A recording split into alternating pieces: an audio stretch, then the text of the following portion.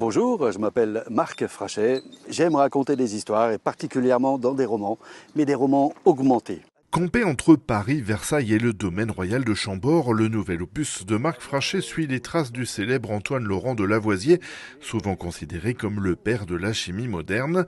Mêlé d'histoire, de fiction et de science arcanique, le roman Incarnatis Saint-Germain invite à suivre une enquête mystérieuse avec du contenu additionnel.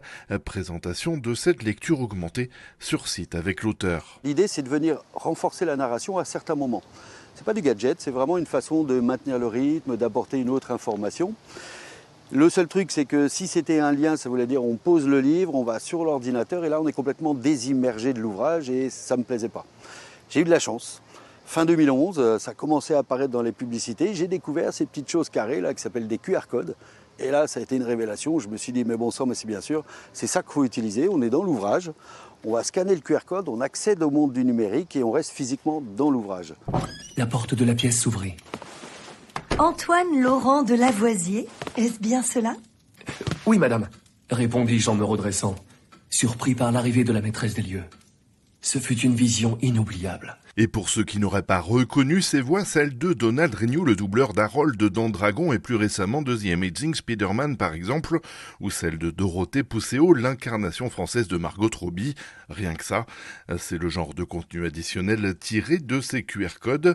Depuis sa parution le 30 août dernier, ce nouvel opus de l'univers Incarnatis propose donc 260 pages de récits ponctués de 15 médias additionnels, des illustrations, 47 minutes d'audio portées par des ambiances musicales et un casting de comédiens aux voix incontournables. L'idée, c'est vraiment de conjuguer les médias pour raconter l'histoire, prolonger l'immersion en allant au-delà du texte, d'où l'idée de lecture augmentée. Un concept d'aventure immersive décliné depuis la première campagne de financement participatif.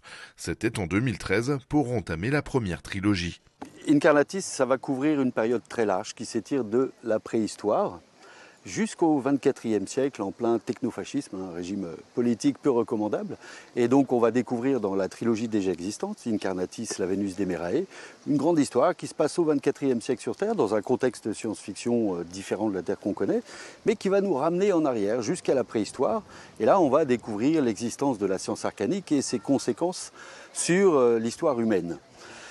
Après, en attendant une suite de la trilogie, parce que c'est un gros morceau quand même, je me suis dit, j'ai envie de raconter des histoires à différentes époques, sous la forme de one-shot, en fait, à chaque fois un volume, pas plus. Avec Incarnatis Saint-Germain, la nouvelle collection s'est donc lancée à Chambord, le monument devenu le plus fréquenté de la région depuis sa saison 2023, et le deuxième château le plus visité de France, avec près d'1 150 000 visiteurs. À 12 ans, avec mes parents, on faisait une randonnée à vélo sur le long des châteaux de la Loire et j'ai découvert Chambord à cet âge-là et ça m'a profondément marqué. Et donc, depuis que j'ai envie de raconter des histoires, en fait, j'ai toujours Chambord un peu en tête. Et il y a certaines caractéristiques majeures, le nombre de cheminées, par exemple, 365 cheminées. Il y a cet escalier à double révolution centrale, conçu par Léonard de Vinci, qui aurait trempé dans les plans. Certains disent que oui, certains disent que non.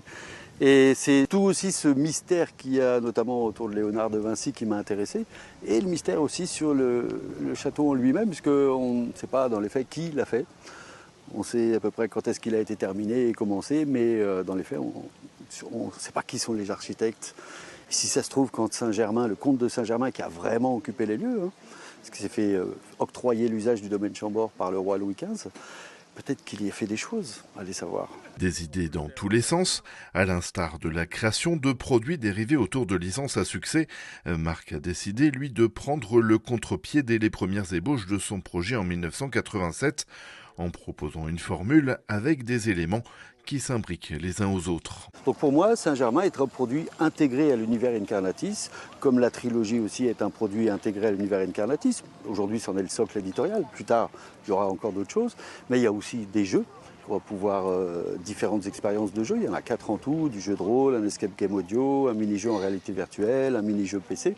Et tout ça, ce sont des portes qu'on peut ouvrir sur l'univers Incarnatis. Et si on a aimé, on peut aller ouvrir d'autres portes. Chambord en sera donc peut-être une également. Pour essayer la lecture augmentée sur le portail internet d'Incarnatis, les 120 premières pages du premier roman de la trilogie originelle sont proposées en téléchargement gratuit. De quoi essayer pour se faire son idée.